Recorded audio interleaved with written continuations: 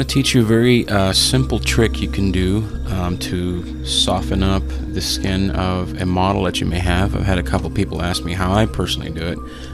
It's really not too difficult. You just have to kind of do some tweaks here and there depending on the photo you're using. So here we have a photo of a model here, and I've done some minor deep touch-ups. Really a whole lot wasn't necessary for this particular photo, but a lot of people, they don't want, you know, to show a whole lot of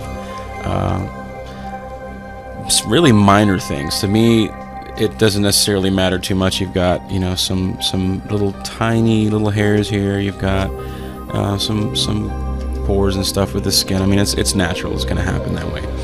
But if you'd like to have a more smoother look to the portraits that you take, you can do this really easy trick. So basically what you need to do is duplicate your layer. So you can just do one of two ways. You can right click and hit duplicate layer, or you can just select the entire canvas and then copy and paste.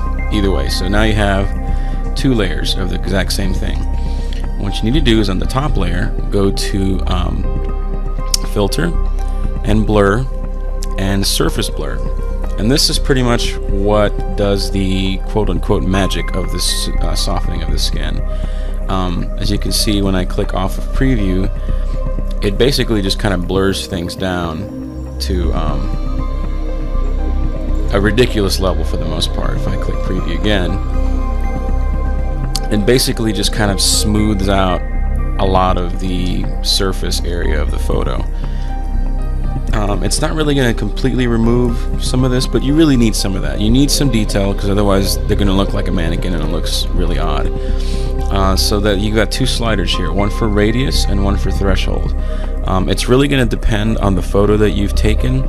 I've discovered that having a low threshold, usually about half, so if the radius you decide to choose is about 30, 35, your threshold's going to be about 15.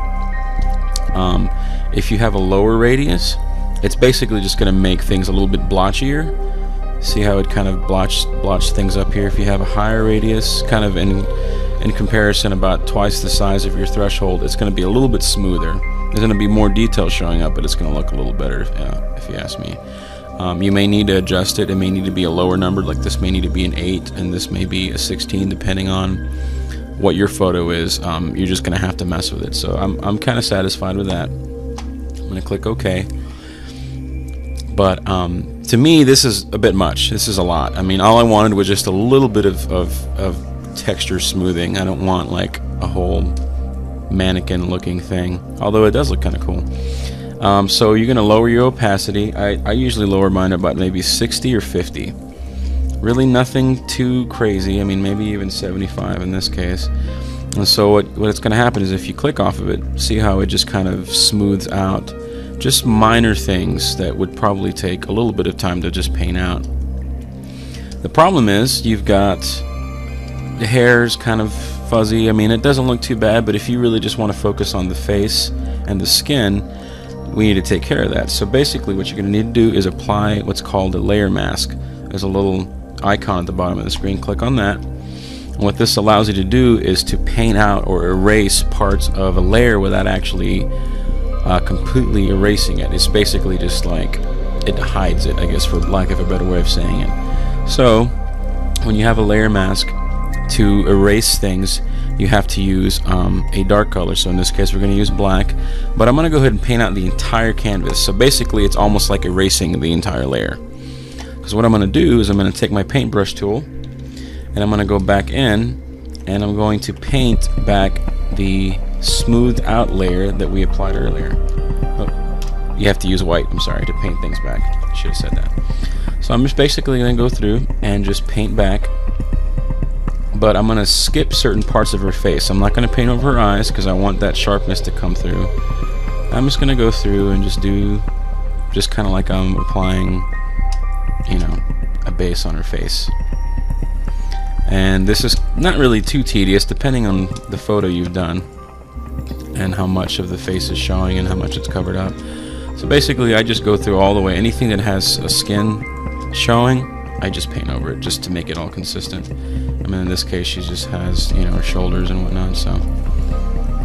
So that's basically it. I mean, you can go in and you can do some more adjusting if you want, but now you have all the detail in the hair, and you basically just smoothed out the face a little bit. And it's one of these details that it's really not going to be that noticeable unless you're looking at the photo up close, but it does actually add a little bit of smoothing out to the skin. And it's really minor. I mean, you probably won't even be able to tell unless you're looking at the photo on screen, but you can see it does smooth things out a little bit. And so depending on the photo and depending on the lighting and depending on how you shot the photo, this should help out in getting some smoother skin. And so I hope that helps. It's really not that hard. You just have to sit there and fiddle with it and mess with it. But this is a kind of meat and potatoes way of doing this kind of treatment to photos without using other software that does do an awesome job. But if you already spent money on Photoshop and you don't necessarily want to spend another $200-300, or maybe even just, you know, you don't want to learn a whole new set of software features, and you can definitely do this trick and it'll work pretty well.